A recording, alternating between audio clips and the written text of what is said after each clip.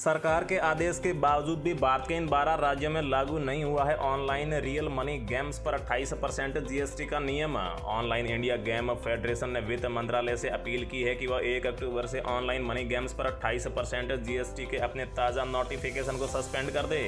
29 सितंबर को वित्त मंत्रालय ने 1 अक्टूबर से ऑनलाइन गेमिंग पर 28% की जीएसटी की नई दरें प्रभावी करने का नोटिफिकेशन जारी किया था।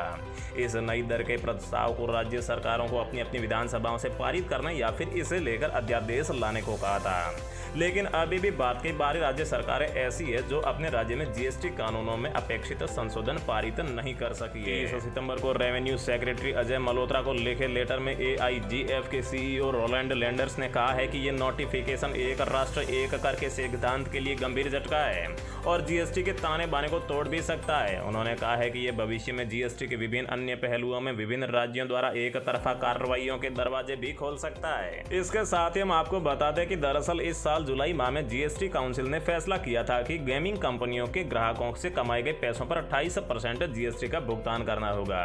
काउंसिल ने ऑनलाइन गेमिंग, कसिनो और घुड़दौड़ पर दांव की पूरी वैल्यू पर यहां पर 28% की दर से कर लगाने का फैसला किया था।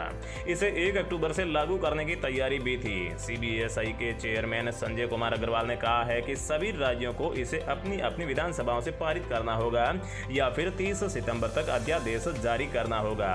ऑनलाइन गेम पर 28% जीएसटी की नई दरें लागू होने के 6 महीने बाद इसकी समीक्षा भी की जाएगी, जिसके बाद में ऑल इंडिया गेम फेडरेशन ने अनुरोध किया है कि नई कर व्यवस्था को लागू किए जाने को तब तक के लिए सस्पेंड जब तक कि सभी राज्य जीएसटी स्कीम के अनुरूप अपने अपने संशोधित पारित नहीं कर लेते और जब तक सुप्रीम कोर्ट का फैसला नहीं आ जाता। सुप्रीम कोर्ट आने वाले हफ्तों में स्किल गेमिंग फर्म या फिर गेम क्राफ्ट के खिलाफ कर विभाग के कथित 21,000 करोड़ रुपए के जीएसटी चोरी मामले की अंतिम सुनवाई भी करने वाला है।